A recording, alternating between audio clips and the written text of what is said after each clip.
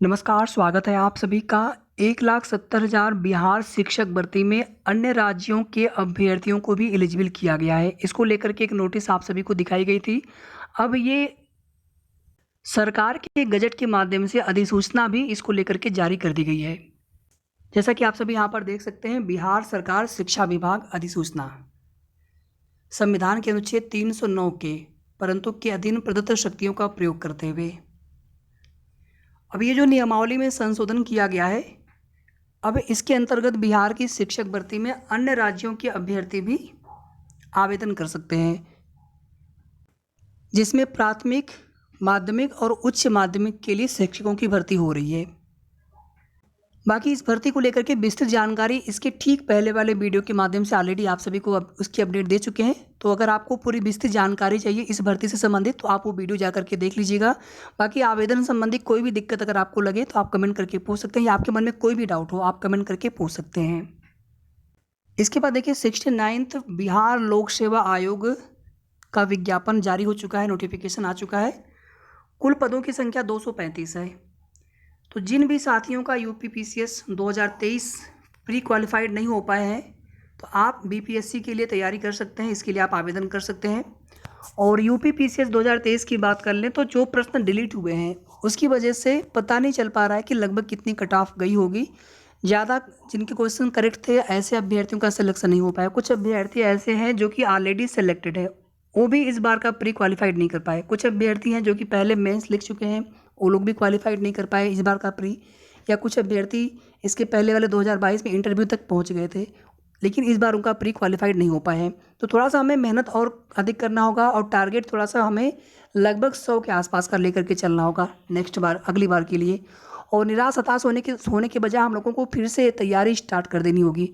साथ में किसी न किसी वैकल्पिक जो कहीं पर भी अगर आप रोजगार नहीं अगर आप पा सके हैं या किसी भी सरकारी भर्ती में अगर आप नहीं हो पाए हैं अभी तक, तो आपको किसी न किसी दूसरी भर्तियों की भी तैयारी करते रहनी होगी। जैसे ग्रुप सी की भर्तियां हैं या फिर एसएससी की भर्तियां हैं जहां पर आप एलिजिबल हैं। बाकी बीपीएससी का डिटेल नोटिफिकेशन आप सभी देख लीजिएगा। 15 जुलाई से आवेदन स्टार्ट होंगे। ये शैक्षिक योग्यता है।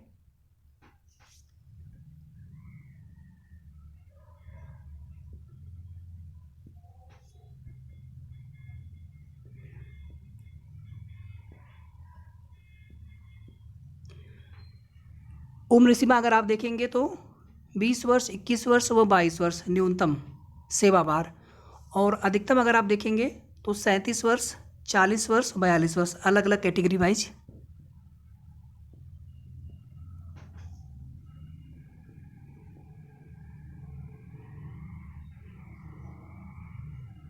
कुछ विशेष पद भी होते हैं।